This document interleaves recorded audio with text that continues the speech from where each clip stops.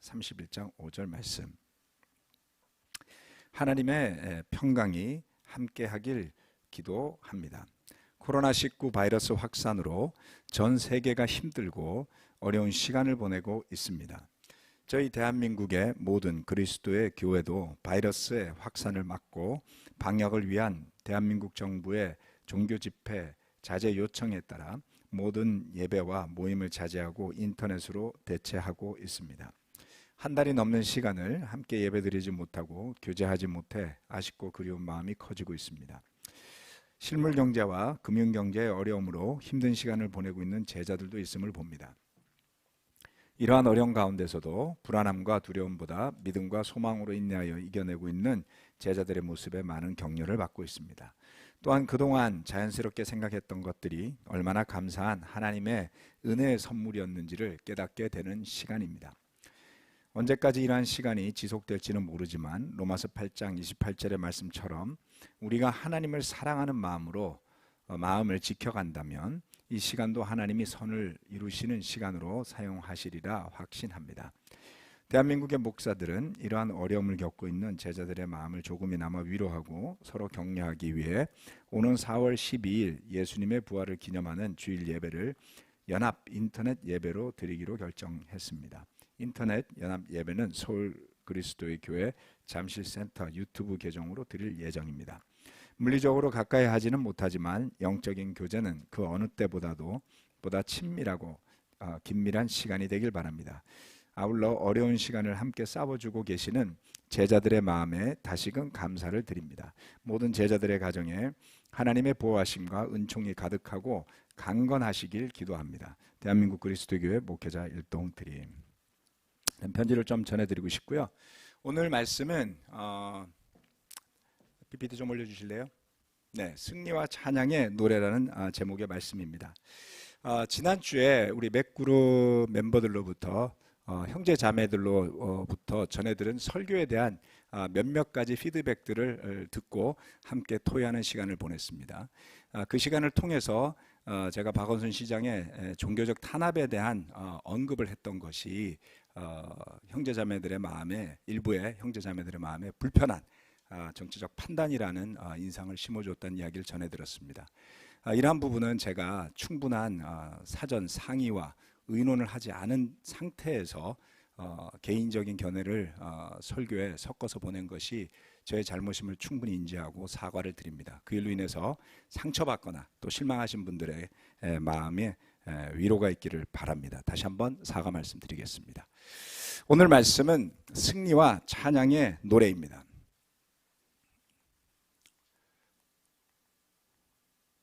자, 시편 18편. 오늘은 성경 말씀이 많습니다. 시편 말씀을 가지고 설교를 나누고자 하는데요. 어제 제가 나이지리아 라고스 교회를 위해 섬기는 목회자분과 함께 이메일을 주고받았습니다. 우리가 함께 지금 같은 클래스 안에서 서로 토론을 하는 토론 메이트인데요. 그것도 굉장히 어렵다고 합니다. 더더군다나 우리는 상상하기 힘들지만 라고스가 아마도 나이지리아의 수도일 텐데 그 수도에 사는 시민들의 99%가 집에 와이파이가 없대요. 와이파이가 없고 대부분의 사람들은 이제 스마트폰으로 제한된 그 인터넷 사용량 속에서 생활하고 있는데 거기도 함께 모일 수가 없어서 그 앱을 통해서 함께 전체 예배를 드린다고 합니다. 라오스에는 한 2천여 명 넘는 제자들이 있는 걸로 제가 알고 있는데요. 여러 가지 경제적 상황 또 심지어는 음식의 부족 이런 것들 때문에 많은 곤란을 겪고 있다는 이야기를 전해 듣습니다. 저는 저대로 우리 한국의 교회들이 현재 상황에서 우리 형제자매들이 느끼는 어려움들에 대해서 함께 전하면서 우리가 그 말씀에서 받는 위로가 무엇인지로 함께 질문하고 답하면서 아주 좋은 격려와 위로의 시간을 보냈습니다. 그 중에 한 부분이 바로 시편 18편 말씀인데요. 다 같이 한번 1절로부터 6절까지 천천히 따라서 함께 읽겠습니다. 시작. 지휘자를 따라 부르는 주님의 종 다윗의 노래. 주님께서 다윗을 그의 모든 원수의 손과 사울의 손에서 건져주셨을 때에 다윗이 이 노래로 주님께 아뢰었다. 그는 이렇게 노래하였다. 나의 힘이신 주님, 내가 주님을 사랑합니다. 주님은 나의 반석, 나의 요새, 나를 건지시는 분. 나의 하나님은 내가 피할 바위, 나의 방패, 나의 구원의 뿔, 나의 산성이십니다. 나의 찬양을 받으실 주님, 내가 주님께 부르짖습니다. 주님께서 나를 원수들에게서 건져 주실 것입니다. 죽음의 사슬이 나를 휘감고 죽음의 물살이 나를 덮쳤으며 스올의 줄이 나를 동여 묶고 죽음의 덫이 나를 덮쳤다. 내가 고통 가운데서 주님께 부르짖고 나의 하나님을 바라보면서 살려달라고 부르짖었더니 주님께서 그의 성전에서 나의 간구를 들으셨다. 주님께 부르짖은 나의 부르짖음이 주님의 귀에 다다랐다. 아멘. 이 시편 18편의 서두에 1절에서 읽은 그 머리글이 같이 기록이 되어 있습니다. 여러분들 그 가지고 계신 그 새번역이나 또는 그 현대인의 성경 펼쳐보시면 이것을 이제 머리글이라고 볼 수 있는데 슈퍼스크립션이라고 부르는 그 어떤 멘트들이 들어 있습니다. 이 시편 18편에 기록되어 있는 그 머리글은 시편에 기록되어 있는 어떤 머리글보다도 길고 상세합니다. 이 시편 18편의 말씀과 아주 유사한 노래가 사무엘하 22장에도 기록이 되어 있는데 약간의 차이는 있습니다. 혹자는 학자들입니다. 어떤 분들은 이 시편이 다윗이 왕이 되기 이전에 쓰였다가 또 왕이 되고 나서도 다시 좀 더 개정되어서 거기에 사무엘하 22장에 기록된 것이 아닌가라는 견해를 피력하기도 하죠. 이 시편의 말씀은 분명히 그 다윗이 겪었던 어려움들 속에서 그가 어떻게 하나님을 의뢰했는지를 명백하게 잘 드러내주는 말씀 중에 하나입니다. 그럼 먼저 이렇게 이야기합니다. 나의 힘이신 주님, 내가 주님을 사랑합니다. 이렇게 이야기하고 있습니다. 이 시편 말씀은 사실 승리에 대한 찬양의 노래이기도 합니다. 감사의 노래이기도 하고요.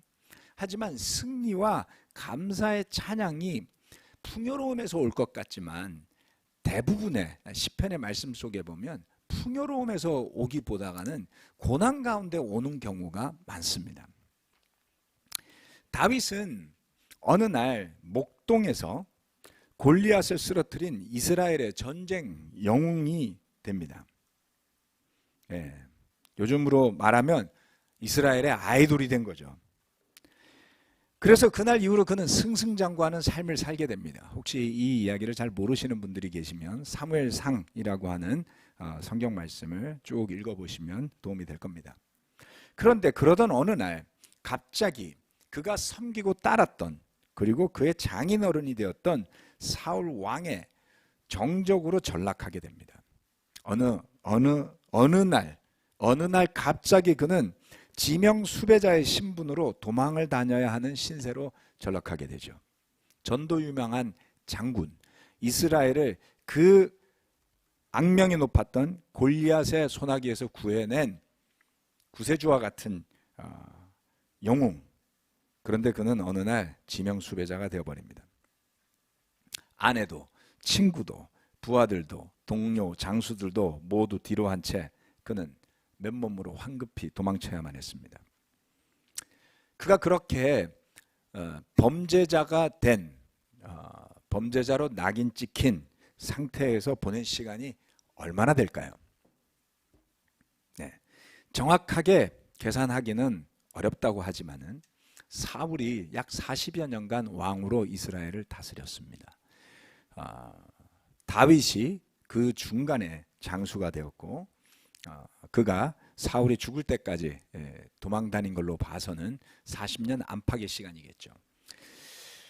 사무엘하 5장 4절 말씀에 가보면 다윗이 30살에 왕이 됩니다. 다시 말해 사울 왕이 죽고 난 뒤에 다윗이 헤브론에 가서 왕이 된 때는 그가 30살이었다라고 사무엘하 5장 4절 말씀이 이야기하는 것을 보면 그 40년 사울 왕의 기간 그리고 다윗의 나이 30을 계산해 봐서 그가 골리앗을 쓰러뜨리고 또는 장수로서 활약했던 시간, 기타 등등을 고려해 봤을 때 10여 년 안팎으로 학자들이 추정합니다. 그렇게 짧은 시간이 아닌 하루 이틀이 아니라 10여 년에 가까운 혹자는 한 7여 년이라고 계산을 하는데요.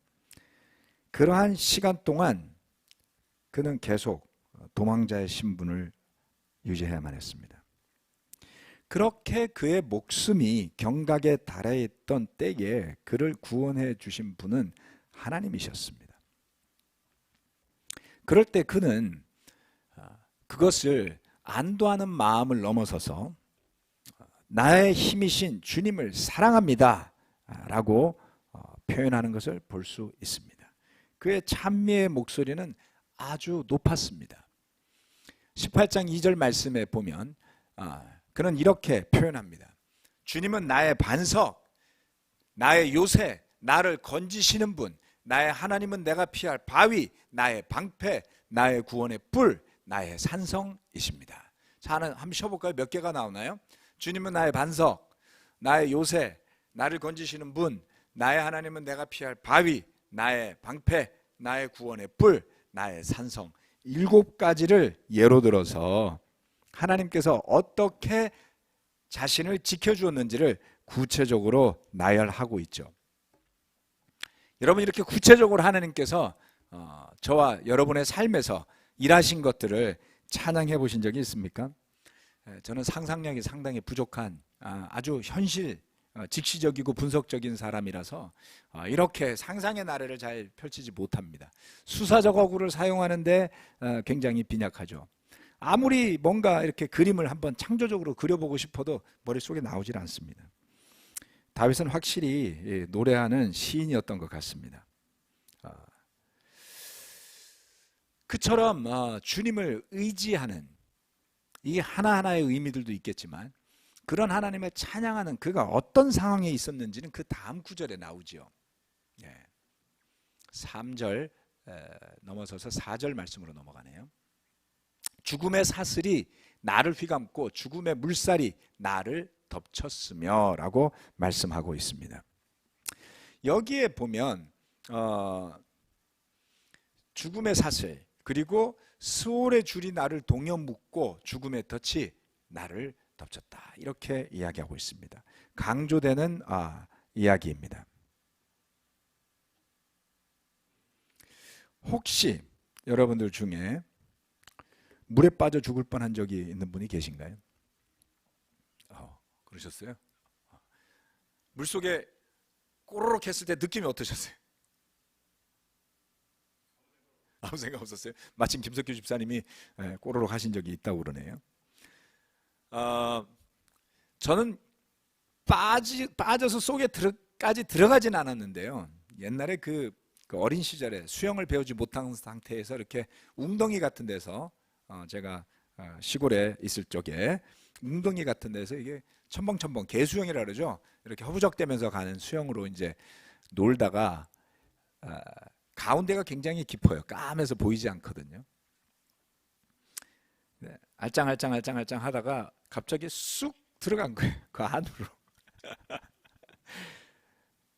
순간 섬뜩한 느낌 있잖아요. 모골이 송연해진다 이런 표현을 쓰는데 아무튼 알 수 없는 그 어두컴컴하고 시커먼 물 속에 빠져 죽는 것은 아닌가라는 두려움이 확 스쳤던 시간이 있었습니다. 잊을 수가 없어요. 그 장면 자체를. 그 검은 물. 그리고 혼신의 힘을 다해서 개수영밖에 못하는 제가 이렇게 허부적대면서 물에서 벗어난 적이 있었습니다. 시커먼 물 속으로 빠져들 수도 있다라는 그 두려움, 다른 것을 생각할 겨를이 없죠. 다윗의 상황은 절망 그 이상이었습니다. 한때 그를 영웅이라고 추켜 세웠던 백성들은 그가 가는 곳곳마다 왕의 신하들에게 밀고하곤 했습니다. 사울 왕은 온갖 군사들을 동원해서 그를 사냥하듯 찾아다녔습니다. 이스라엘 전역에 그가 있을 만한 안전한 곳이란 어느 곳에도 없었습니다. 그것을 그는 이렇게 표현했죠. 스올의 줄이 나를 동여 묶고 꼼짝달싹할 수 없게, 스올이라는 것은 땅 밑의 세계, 어떤 지옥의 상징과도 같은 것이다, 이렇게 생각하시면 쉬울 겁니다. 어두운 심연, 이렇게 표현이 되죠. 그러한 것이 나를 동여 묶고 죽음의 덫이 나를 덮쳤다. 덫에 걸려서는 벗어나기가 어렵죠. 거의 죽은 것이나 다름없는 신세에 처해 있다라고 그는 느꼈던 것입니다. 이번 코로나 바이러스로 인해서 우리 대한민국이 겪는 일, 전 세계가 겪는 일도 있겠지만 저는 여러 형제 자매들로부터 경제적, 심리적, 영적인 고통을 호소하는 목소리를 계속해서 듣고 있습니다. 이를 위해서 많은 형제 자매들이 서로를 위해 기도하고 격려하면서 때로는 도울 방법을 찾기 위해 고민하는 이야기도 많이 듣고 있습니다. 지난주에 만났던 한 형제는 1년에 수입의 절반가량을 이 봄철에 벌어야 하는데 올해 수입은 평소의 수입의 10분의 1에 미치지도 못할 정도로 매출이 줄었다고 합니다. 거의 절망적인 수준이죠. 자영업자들을 저소득층 그 영세업자를 돕는 대출 몇 천만 원을 받아서 겨우겨우 연명하고 있다는 소식을 들었습니다. 거의 절망적인 수준이었습니다. 모든 소매업 또는 소규모의 사업장들도 상황은 마찬가지인 것 같습니다. 함께 대화를 나누고 또 교제도 하기는 하지만 그 형제의 마음은 이 5절에 나오는 4절에 나오는 6절에 나오는 다윗의 마음의 상태와 같은 것이 아닌가 하는 생각이 무척 많이 들었습니다. 여러분, 그러한 상황 속에서 우리가 의지할 하나님을 생각하면서 이렇게 고백할 수 있을까요? 주님, 나의 힘이신 주님, 내가 주님을 사랑합니다. 그것이 다윗의 고백입니다. 두 번째, 하나님께 부르짖어야 합니다.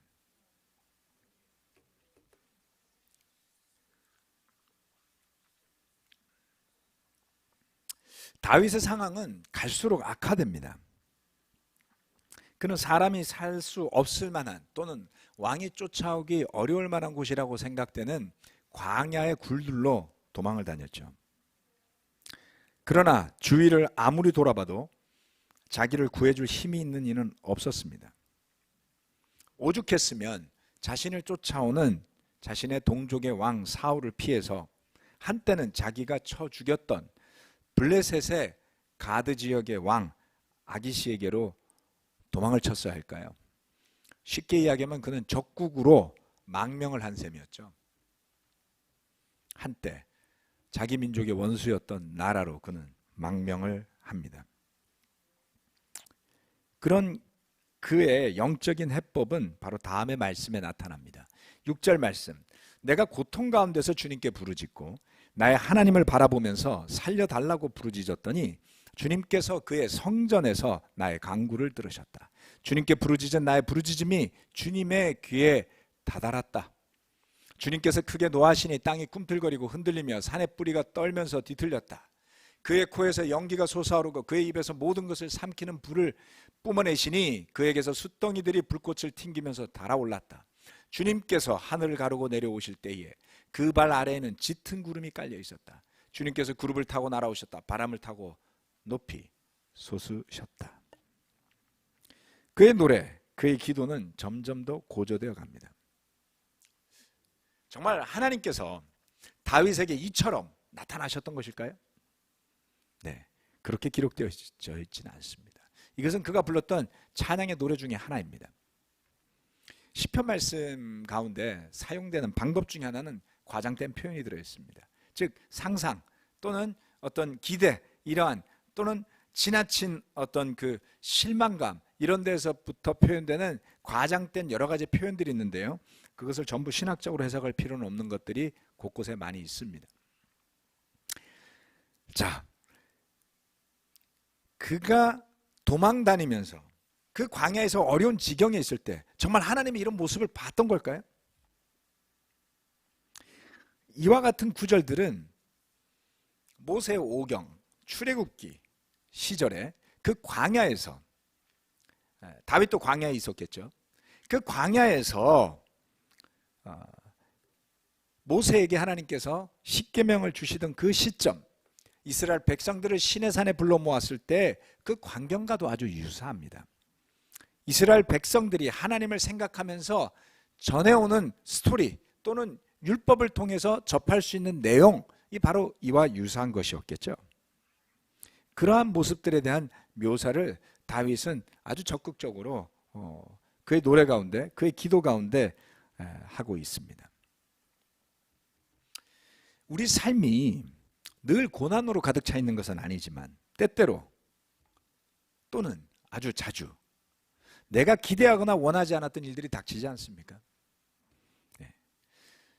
그럴 때 우리는 어떻게 그런 문제를 해결해 나가려고 하는 걸까요? 우리 모두는 나름 살아남는 방법들이 있습니다. 이렇게 살아야지, 이렇게 해야지 머리를 짜내서 그 방법대로 해결하려고 대부분 처음에는 그렇게 시도들을 하는 것 같아요. 그것은 저도 별반 다르지 않습니다. 하지만 이 다윗의 모습을 보면 그 어려운 시간에 하나님께 부르짖는 것을 볼 수 있죠. 하나님을 보면서 살려달라고 하죠. 그럴 때 그는 그의 간구 속에서 하나님께서 성전에서 나의 간구를 들으시는, 그래서 하나님께서 나에게 응답하기 위해서 어떻게 얼마나 힘있게 놀랍게 움직이시는지를 이 시편에서 묘사하는 것입니다. 제가 우리 형제자매들을 보면서 큰 격려를 받는 것은 분명 매우 어렵고 고통스러울 텐데 자리를 지키며 우직하게 하나님을 바라보고 앞으로 묵묵히 걸어나가는 수많은 형제자매들의 모습입니다. 지금도 우리 가운데 분명 제가 다 이야기하지는 못하지만 고난 가운데 있는 분들이 있습니다. 혹시라도 여러분들이 그러한 가운데 있다면 이 다윗처럼 먼저 하나님께 부르짖기를 바랍니다. 그리고 잊지 말아야 할 것은 여러분을 사랑하고 소중히 여기는 많은 형제자매들이 계속 기도하며 지지하고 있음을 기억하기 바랍니다.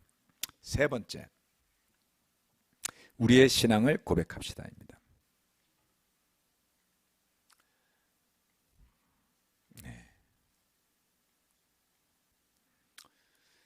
자, 여기에 시편 18편 20절로부터 26절의 말씀이 나와 있는데요. 이것은 다 같이 한번 좀 읽어보았으면 합니다. 다 같이 한번 읽어보도록 하겠습니다. 시작. 내가 의롭게 산다고 하여 주님께서 나에게 상을 내려주시고 나의 손이 깨끗하다고 하여 주님께서 나에게 보상해 주셨다. 진실로 나는 주님께서 가라고 하시는 그 길에서 벗어나지 아니하고 무슨 악한 일을 하여서 나의 하나님으로부터 떠나지도 아니하였다. 주님의 모든 법규를 내 앞에 두고 지켰으며 주님의 모든 법령을 내가 버리지 아니하였다. 그 앞에서 나는 흠없이 살면서 죄 짓는 일이 없도록 나 스스로를 지켰다. 그러므로 주님께서는 내가 의롭게 산다고 하여 나에게 상을 주시며 나의 손이 깨끗하다고 하여 나에게 상을 주셨다. 주님께서는 신실한 사람에게는 주님의 신실하심으로 대하시고 흠없는 사람에게는 주님의 완전하심을 보이시며 깨끗한 사람에게는 주님의 깨끗하심을 보이시며 간교한 사람에게는 주님의 절묘하심을 보이십니다. 이 말씀을 쭉 읽고 나서 언뜻 이런 생각을 하시는 분들이 있을 수도 있어요. 왜 이렇게 자기의에 가득 차서 율법적인 자신의 의를 드러내려고 하지? 이런 느낌을 받는 분들이 있을 수도 있습니다. 언뜻 그렇게 보이는 성경 구절입니다. 그런데 우리가 생각해 봐야 할 것들이 몇몇 가지가 있습니다. 첫 번째, 율법주의라는 것은 하나님을 열심히 믿고 따르는 것 같지만 자신의 생각대로 맞는 길을 부지불식간에 자신을 드러내면서 가는 사람들이 만드는 또는 빠지는 함정과 같은 것입니다. 다윗의 삶을 우리가 살펴보면 다윗은 그런 삶을 살지 않았다라는 것을 이해할 수가 있습니다. 우선 먼저 언약의 궤가 이스라엘 백성들 가운데 있었을 때 종종 그 언약의 궤가 사무엘상 말씀들을 읽어보면 어떠한 역할들을 하게 되죠. 연약한 이스라엘 군사들에게 용기를 주기도 하고 때로는 승리를 일궈내기도 하는 것 같은 어떤 정말 하나님이 뭔가 일하시는 것 같은 느낌을 자아내는 광경들이 나옵니다. 사울은 그런 힘을 빌리고 싶어 했어요. 사울 왕의 태도는 그 언약의 궤, 하나님의 상징과도 같은 그 언약의 궤, 그 안에 십계명이 들어있고 아론의 쌍난 지팡이가 들어있고 그리고 만나가 들어있는 그 언약의 궤 자체를 사모하고 사랑했다기보다가는 그걸 통해서 하나님이 뭔가를 해주기를 기대했던 마음이 컸죠. 그래서 그는 사실 언약의 궤에 대해서 그다지 개념치 않습니다. 그러나 다윗은 그처럼 블레셋에게 뺏겼던 그 언약의 궤가 이스라엘에 돌아왔을 때 그것을 다시금 제자리에 갖다 놓으면서 열렬히 환호하고 그 앞에서 춤을 췄다고도 기록되어 있지 않습니까? 그는 하나님의 말씀, 하나님의 존재 그리고 그 하나님과 연결된 모든 것들을 사모했던 것을 알 수가 있습니다. 다윗은 그의 감사와 하나님에 대한 전적인 의지를 표현하고 나서 이처럼 노래합니다. 이것은 자신의 의를 드러내려고 하는 그런 것이라기보다는 그가 주님의 길을 의식하고 살고자 했던 그의 진심을, 그가 하나님의 법규를, 하나님의 말씀을 얼마나 사랑하는지를 드러내는 고백과도 같은 것이다 라고 볼 수가 있습니다. 즉 자신의 완전함을 자랑하는 것이 아니라 그의 진심이 하나님 앞에 어떤 것인지를 고백하는, 그래서 저는 이것을 신앙의 고백과도 같다라고 봅니다. 구약 버전이라고 보시면 돼요. 이것을 신약 버전으로 바꾸면 우리가 우리의 죄를 회개하고 우리 주 예수 그리스도의 이름으로 침례를 받고 죄사함을 받아서 얼마나 변하게 되었는지를 고백하는 그런 것과 비슷한 것이죠.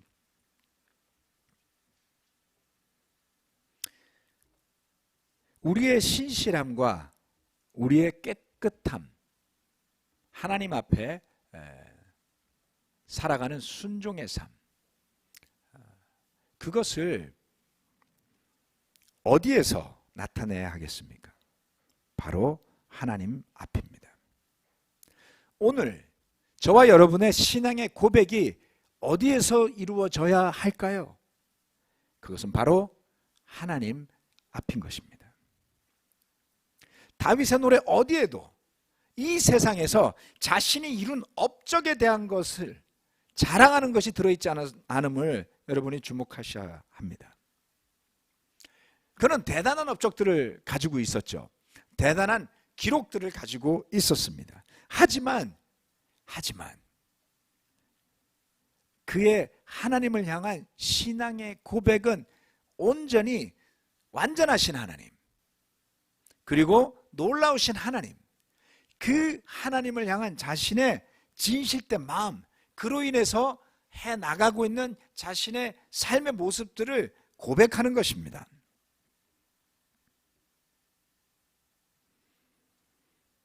상상할 수 없는 고난과 죽음의 위협을 느끼며 산 시간, 그것이 결코 짧지 않았지만 그는 그 순간조차도 그에게 하나님이 전부임을 이 노래를 통해 고백하고 있는 것이죠.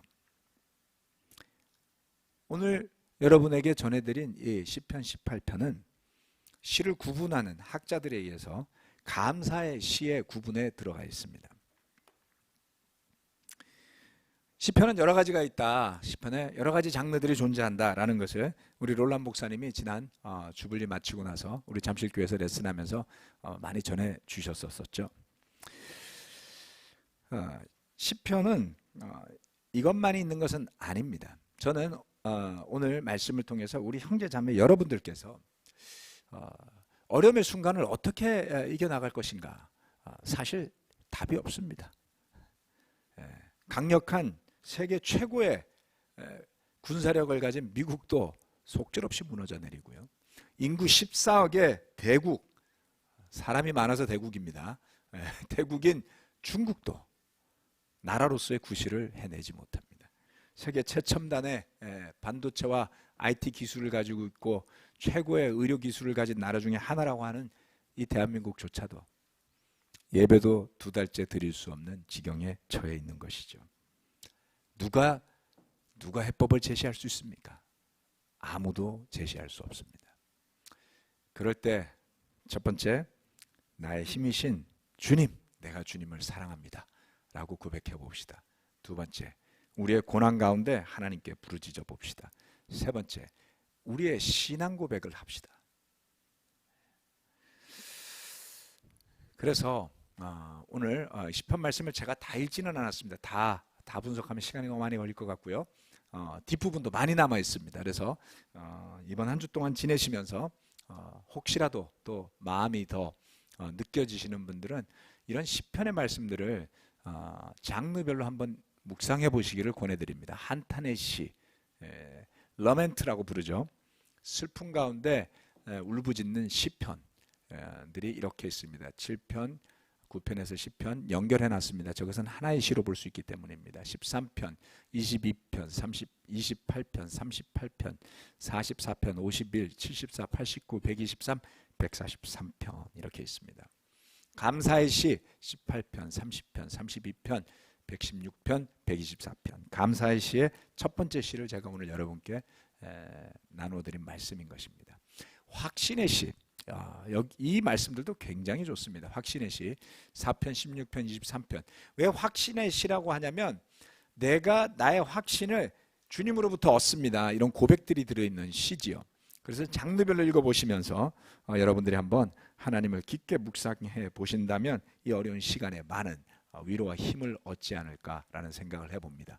이 페이지는 제가 우리 바이블톡 인도자 밴드 SCOC1에 올려놨습니다. 그래서 여러분들이 그것을 참고하셔도 좋고 지금 영상을 캡처하셔도 좋습니다.